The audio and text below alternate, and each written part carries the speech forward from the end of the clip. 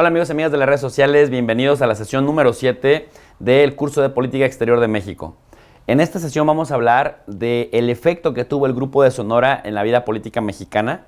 El Grupo de Sonora conformado por Adolfo de la Huerta, por Álvaro Obregón y por Calles, Plutarco Elías Calles, en la creación de la doctrina Estrada. La doctrina Estrada, la cual básicamente apuntalaba que México no tendría que reconocer a otros gobiernos para no entrometerse en los asuntos internos de otro país, de tal suerte que con esto retoma a la doctrina Juárez y a la doctrina Carranza en asuntos de no intervención y de autodeterminación de los pueblos, que a la larga van a conformar la base de estas tres doctrinas, la Juárez, la Carranza y la Estrada, para la creación de los principios de política exterior mexicana.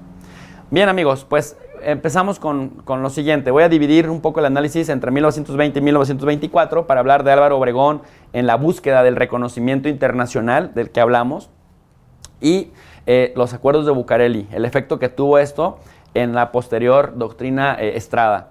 Y luego, en la segunda parte del video, vamos a hablar de 1924-1928, en cómo Plutarco Elías Calles va a consolidar lo que se conoce como el Maximato, y también va a fundar el Banco de México, entre otras instituciones, que de alguna manera van a apuntalar lo que en el siglo XX va a ser México en materia de política interna, pero que también va a dar, de alguna manera, el impulso a la política exterior de México. Bueno amigos, empezamos.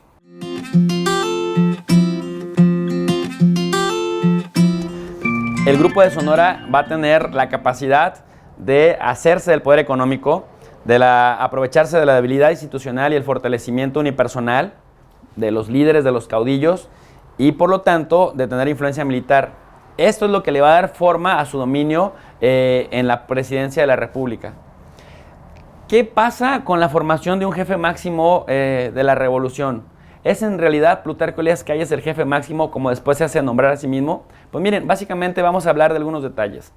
¿Qué pasa con Álvaro Obregón cuando Carranza, en 1917, se consolida como el presidente de México y es el líder político visible de la Revolución Mexicana? Prácticamente Carranza empieza a desdeñar a Álvaro Obregón.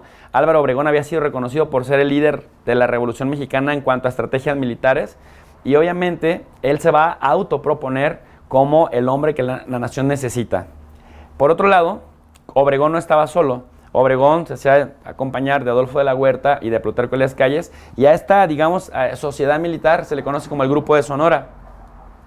Ambos estos grupos, tanto los carrancistas como los antes carrancistas, el Grupo de Sonora principalmente, empiezan a tener cada vez diferencias más importantes, pero básicamente lo van a solventar cuando los carrancistas desdeñan a...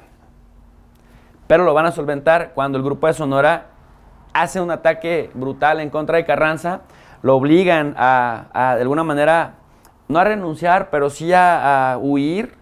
Y cuando Obregón desconoce a Carranza en abril de 1920, Carranza literal emprende la huida hacia Veracruz, pero en el camino en Puebla, en mayo de 1920, terminan asesinándolo. El asesinato de Carranza genera que en 1920 haya un vacío de poder porque todavía no se concluye su periodo de gobierno. Entonces, el Grupo de Sonora empieza a negociar entre ellos pues la presidencia. Calles y Obregón acuerdan invitar a Adolfo de la Huerta, a que acepte ser el primero de los tres que va a ocupar la presidencia. Adolfo de la Huerta estaba medio reticente porque dice, sí, pero pues si nada más voy a cumplir o voy a terminar el periodo de Carranza, ¿cuál va a ser mi ganancia si estamos en el marco de las leyes de la no reelección? Tanto Obregón como Calles le ofrecen a de la Huerta que una vez que él sea el presidente interino y le prepare el camino para llegar a Obregón, democráticamente electo, lo que se entienda por democracia de 1920, luego van a reformar la ley para que también él se pueda reelegir y gozar de los beneficios de ser presidente como los otros dos. Entonces, sucede que Adolfo de la Huerta acepta, se hace el presidente interino hasta noviembre de 1920, Álvaro Obregón gana las elecciones, es presidente de 1920 a 1924, y esto va a generar que Obregón nombre en agradecimiento a su compadre Adolfo de la Huerta como el secretario de Hacienda. ¿Qué sucede con Álvaro Obregón?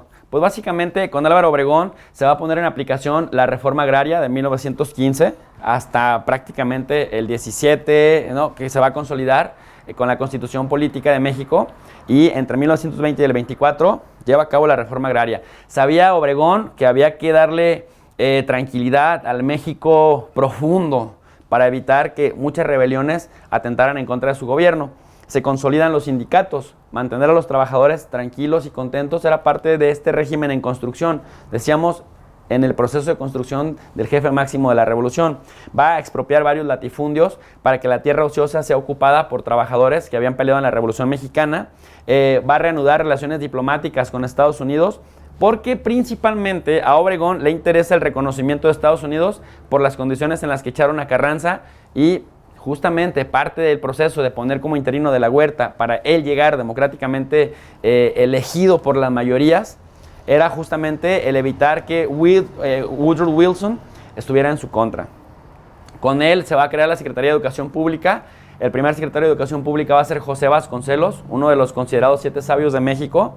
Va a buscar Obregón a toda costa el reconocimiento de Estados Unidos, y cuando digo a toda costa, incluso puede ser a toda costa política y a toda costa económica, como después nos lo van a demostrar los acuerdos de Bucareli.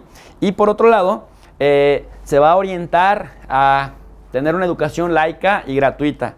Además, siendo la estrella militar de la Revolución Mexicana, Álvaro Obregón también va a profesionalizar el ejército mexicano. Aquí quiero comentar algo muy importante, amigos y amigas. Con Álvaro Obregón, impulsando por un lado una especie como de reforma agraria, por otro lado impulsando asuntos educativos y dándole, solidez a la educación pública, también es importante decir que se van a generar los primeros pasos del acercamiento de este México revolucionario con el socialismo ideológico. A Álvaro Obregón lo apoyó la izquierda estadounidense, estos intelectuales estadounidenses socialistas que veían en la Revolución Mexicana cristalizados sus sueños teóricos. ¿En qué sentido? Cuando hablo de sueños teóricos, pues es que siendo socialistas, el socialismo de esta época, recuerden ustedes que fue contemporáneo a la Revolución Rusa de 1917, que fue contemporáneo a todos los intentos izquierdistas en Europa de hacerse con el poder. Entonces Álvaro Obregón estratégicamente se acerca a la izquierda estadounidense, que veían también en la Revolución Mexicana la posibilidad de que se cristalizaran sus sueños de izquierda. Y son estos los que van a cabildear también en Washington para que el gobierno de Estados Unidos ayudara o reconociera al gobierno de Obregón, decía yo, para que se consolide este sueño, se cristalice este sueño de mantener de alguna manera el ideal de izquierda que sí puede llegar al poder por vías democráticas. Por otro lado, decía yo que una buena parte del trauma colectivo en el que se genera en el sexenio de Álvaro Obregón, pues va a ser el tema de los acuerdos de Bucareli, porque Obregón, aunque ya era presidente democráticamente electo en México desde 1920, desde diciembre del 20, prácticamente, si no tenía el reconocimiento de Estados Unidos, pudiera arriesgarse a no tener préstamos, pudiera arriesgarse a no tener armamento proveniente del sur de Estados Unidos, principalmente de Texas o de California, como sucedía con todo el siglo XX, con todos los gobiernos que cuando no estaban en buenos términos con Estados Unidos, pues Estados Unidos lo único que tenía que hacer era mantener neutralidad, que opositores a los gobiernos mexicanos se armaran en Estados Unidos y desde Estados Unidos vinieran con los ataques hacia estos gobiernos. Por lo tanto, a Álvaro Obregón, para equilibrar esa parte, le interesaba mantener de alguna manera el reconocimiento de Estados Unidos. ¿Qué pasa con los acuerdos de Bucareli? Primero, se le llaman acuerdos y no tratado porque no son ratificados por ningún congreso, ni de Estados Unidos ni en México. Segundo, se le llama acuerdos porque fue más que nada un pacto de caballeros entre los presidentes de la época o entre las delegaciones mexicanas y estadounidenses, con la cual pues Álvaro Obregón se comprometió a cumplir por lo menos durante su administración. Y se le llama Bucareli porque se llevaron a cabo pues en la calle Bucareli en la Ciudad de México entre mayo y agosto de 1923. ¿En qué consistía a grandes rasgos el acuerdo de Bucareli? Pues es un pacto entre México y Estados Unidos que va a consistir en la creación de 2 comisiones de reclamaciones, una comisión especial y una comisión general, en la cual, por un lado, Estados Unidos le reclama a México que le pague a sus ciudadanos que hubieran sufrido daños en sus pertenencias, en sus personas, en sus propiedades durante los conflictos bélicos que tuvieron lugar en México desde la independencia hasta antes de 1968, es decir, la intervención francesa. Y por otro lado, también le pedían o le exigían al gobierno de Álvaro Obregón que no hiciera retroactivo el artículo 27 constitucional, que ustedes recordarán que este artículo es muy importante porque le otorga a México, al Estado mexicano, pues toda la propiedad de la nación, el subsuelo, los recursos naturales, el agua, el espacio. Es decir, prácticamente el Estado mexicano se hace dueño de todo y solo el mexicano puede explotar sus recursos. En ese orden de ideas, lo que los estadounidenses querían es que todos aquellos petroleros que hubieran comprado acciones o que fueran propietarios de asuntos relacionados con la explotación y extracción del petróleo, pues no tuviera retroactividad para que lo pudieran seguir haciendo. Parece ser que Álvaro Obregón acepta y esto le genera un conflicto interno. Sí con el Congreso mexicano, pero más importante aún con Adolfo de la Huerta, quien era su ministro de Hacienda. ¿En qué sentido? De la Huerta, Adolfo acusó a Álvaro Obregón de estar traicionando a la patria, lo acusa de ambicioso y de querer poner de rodillas a México a cambio de un reconocimiento. Obregón se la devuelve como lo estratégico que era y le dice que si había problemas financieros en la hacienda pública era porque de la Huerta era el ministro de Hacienda y que no tenía calidad moral para reclamarle nada. Por lo tanto, renuncia de la Huerta, se va a Veracruz y desde Veracruz emprende lo que se conoce como la rebelión de la huertista. Y esto pues va a generar que el grupo de Sonora se fraccione, Calles se acerca a Álvaro Obregón y entre los dos pues de alguna manera reducen la amenaza de la Huerta a casi nada. Bueno, en este sentido pues es verdad, algo había de razón ahí. De la Huerta tenía cierta razón en que pues Álvaro Obregón estaba tan obsesionado con el reconocimiento a su gobierno que había gastado buena parte de sus recursos y su tiempo político en mantener, digamos, contento al gobierno de Estados Unidos para evitar que desde Estados Unidos, decía yo, se armara a los opositores de Obregón y que esto pudiera terminar con el gobierno de Obregón si había una revuelta importante.